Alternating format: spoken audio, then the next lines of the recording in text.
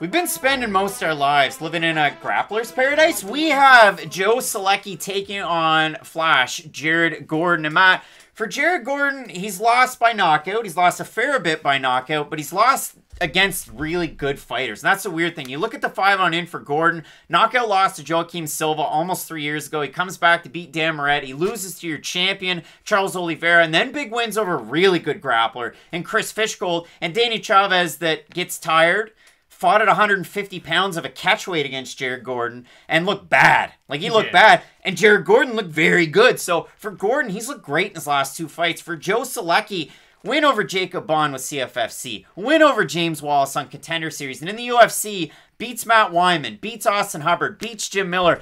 And not just beats them, submits Austin Hubbard. And he didn't submit Jim Miller, which is probably one of the hardest things to do. But he absolutely dominated him in that fight. So, for both of these guys, they're coming in full head of steam. And I saw that respect in the odds when I wrote them down here. So, minus 115 at open for Solecki's minus 137. For Jared Gordon, minus 105 at open, plus 112 right now. I'm surprised a little bit by the line, but not because, man, these guys have looked really good lately. Why are you surprised by the line? I think Joe Solecki should be a bigger favorite, if anything. That's why I said not so much. But, again, both of these guys have really impressed me lately. This is the issue I always have with picking a Jared Gordon fight. Jared Gordon is very well-rounded. He is, and there's nothing you can take away from that. But my issue is that in his well-roundedness, he really puts the definition of jack of all trades but master of none on another planet. He just does struggle with those guys who are specialists out there. And I know Charles Oliveira is the champion, so it's hard to put any negatives in that fight. That fight never should have happened. Ever. It was the dumbest matchmaking of all time. It really was, because Charles Oliveira had won like 6 fights in a row, all by first-round stoppage, and Jared Gordon was like 2-2 in his last 4. So, hey, UFC, do better. But my problem with Gordon is that I've seen him get out grappled, even though he's a good grappler, and the durability thing on the feet is always going to worry me. I always go back to the Carlos Diego Ferreira fight when I try to break down a Jared Gordon fight, because at the start of the fight, Jared Gordon's defending a few takedowns, he's doing well with his boxing combinations, but as the fight wears on and Carlos Diego Ferreira starts to get some of the feel on Jared Gordon, he starts to understand, oh, this is how he's defending takedowns, this is how he's doing things with his strikes. Hurts him on the feet, takes him down, gets that one opposite wrist control around his back, and absolutely pummels him on the mat. I just worry about Jared Gordon and his durability, especially at this weight class. Now, I shouldn't say that, because at 155 pounds, I like Jared Gordon's durability a whole lot more than I did down at 145 pounds. A lot of his stoppages down there I felt like were, hey, it's a bad weight cut, and Jared Gordon's a pretty big guy. But still, he has missed weight down there, so maybe, hey, lightweight is the best place for him.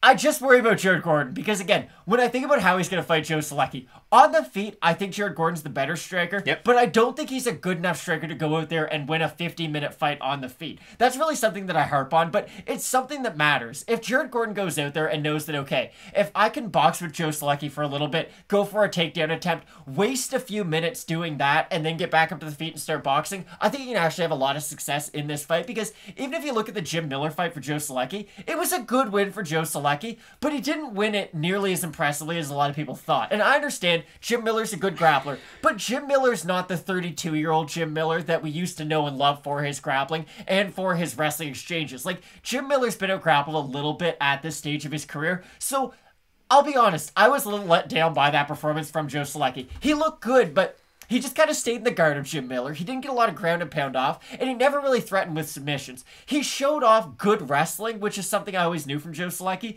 but it was just, I would have wished that he had passed a little bit more. I wish he would have attacked a little bit more. And again, it's Jim Miller. He's great, and he's a great grappler, and he's got heart for days. But it was just one of those performances where it leaves a few question marks, and it leaves a few areas that Jared Gordon could capitalize on. Which I think a lot of people are going to be in agreement with you. I'm going to bring up a bad example, but you're going to see where I'm going with it. Forget about the fight that he had, but I did see it in a lot of the comments. I chalk it up to being on such short notice against such a good fighter, but if you look at it, Sergey Spivak in his fight against Alexei Oleinik, it surprised me. I thought Spivak looked really good in that fight. And for Alexei, why did they give him Greg Hardy? I don't know. But Sergey Spivak, I thought, looked really good in that fight. And I really put a lot of stock in that. I mean, he did well in just about every position he was in. And I put a lot of stock into it. But people in the comments section said, you should have finished him. He's an old guy, so on and so forth. Same thing for me in this one. Solecki, I thought, looked very good and very imposing against Jim Miller.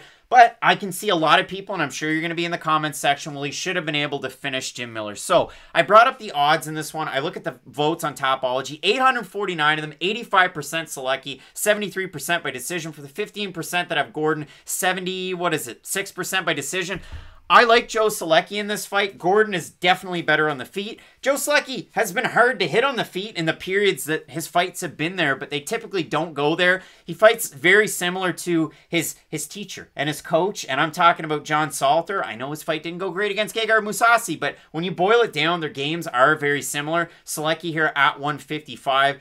Height, reach-wise, everything all very similar between these two guys, but I do like Solecki. I think he's going to be able to get it to the mat. Gordon's shown that he is very adept on the mat, not just against a guy like Fishgold, but against Danny Chavez, who, man, that's another guy. Like, Danny Chavez, what are you good at, buddy? What are you good at? Light kicks. I like Joe Solecki in this fight. Yeah, I do too. Joe Solecki not only has a smothering style, he has one that can threaten with submissions too. And I do think that if he could just draw out the grappling of Jared Gordon, a submission will present itself eventually. It might not in the first round, it might not in the second round, but I think that as you start to wear on Jared Gordon, those openings will start to get there. Matt, both of us going with Jim O's Joe Solecki to get the win. Can't wait for this fight. And up at the tippity top, you have Thiago Santos taking on Johnny Walker. You're not going to want to miss it. Keep it locked in with Fight Night Picks, as we always say. Let's get into it.